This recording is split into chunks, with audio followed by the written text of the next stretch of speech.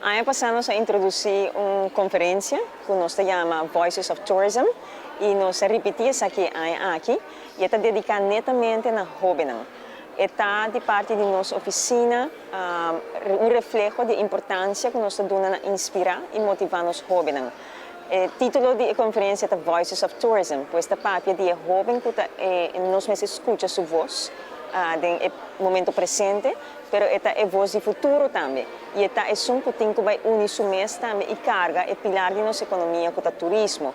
Pues para nosotros es muy importante para el joven sa que puede formar una carrera del mundo del turismo, que mira ejemplo de eso aquí también, pero más importante ainda, banda de estudio, banda de su talento, salud mental y invertir en inteligencia emocional, pues EQ es así importante.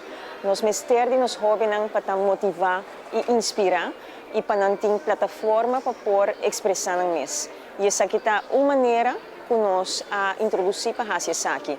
Año pasado nos invita fantástico orador y influenciador que está Trent Shelton, que tiene más de 6 millones de followers mundialmente, que está un orador que está dando diferentes presentaciones en Fortune 500 companies, pues está hopi bom de lo que está haciendo, nos mira con ella conectar y papi el lenguaje e idioma de jóvenes año pasado y nos vuelve a repetir eso aquí. Pues Trent Shelton está acompañándonos hoy y no solamente nos está manteniendo conferencia, nos está agradecido que él está participando también de un podcast, uno que nos por asegurar que el impacto de su mensaje y de su pensamiento no te queda solamente en la sala aquí, pero que te voy a compartir con las comunidades también. Pues es un honor de por team jóvenes de API, APB y Universidad de Aruba presente durante 2 días de conferencia dedicada a los jóvenes.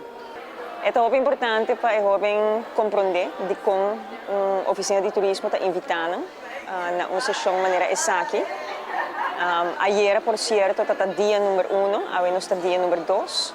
Y ayer me compartí diferentes mensajes pues, de mi mes personal, que es ingrediente que a mí es importante para viva una vida más feliz que posible.